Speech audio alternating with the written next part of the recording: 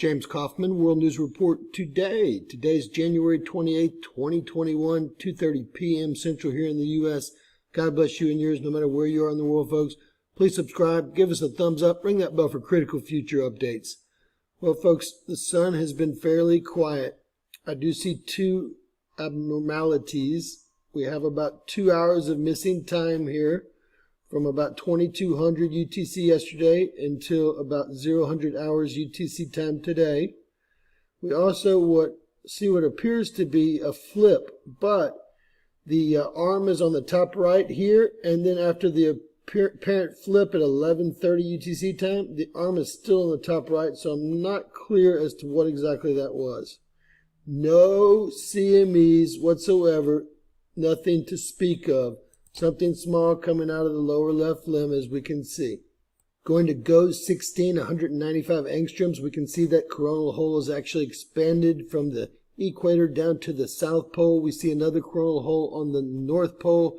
We actually have new sunspots. Just like we guessed, 2800 was named. I will show you that right now. So finally, they named sunspot group 2800.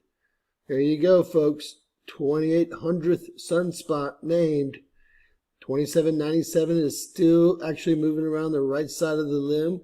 And this one is not exactly Earth-facing, but could actually harm Earth at its current location. I know we all love the Enlil Prediction Center. It's been so accurate lately, but they did move the scale up to 20, and we do have a hit of plasma, as you can see here. One on the 31st, a second one on the 2nd here.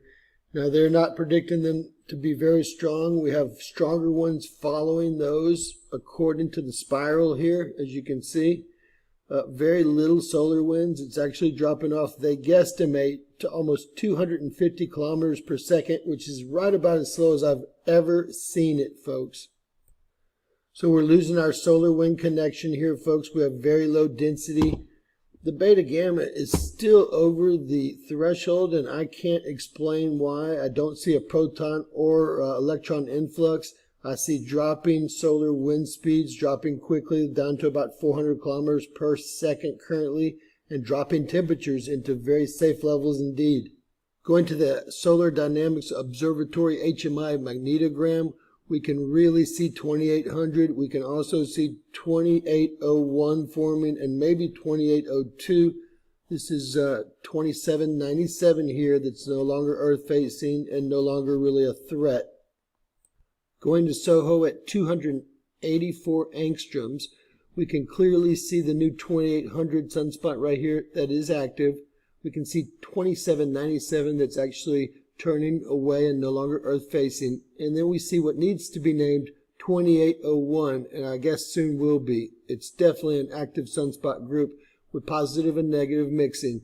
We also see a larger coronal hole at 284 angstroms. Definitely Earth-facing, definitely sending solar winds towards planet Earth. It almost works its way through the entire planet, as you can see it on the North Pole and the South Pole here. But the main part, the most dense part of this coronal hole appears to be right there on the equator, i.e. Earth-facing. We also see the glow coming around from the left, which indicates that we have sunspot groups coming around from the left. All right, what I want to point out here is that the surface charging has really eliminated itself, but internal charging of our atmosphere is off the hook, folks. I have no idea what's going on. It continues to climb into dangerous charging levels. Many of y'all might have already seen my magnetosphere update from today, but any pressure and energy we're seeing is coming from behind the planet, i.e. not sun-facing. It's very evident. Very little solar wind, if any, is hitting our bow, as you can see here from the NOAA models. But we do have intense pressure behind the planet, which makes little to zero sense unless there's a second force of energy that's coming up behind us. And it appears to be coming up behind us closer and closer each day based on what we're seeing, folks. We saw the wind reversal, or energy reversal is what we'll call it, on ISWA earlier too. Please see that video to confirm.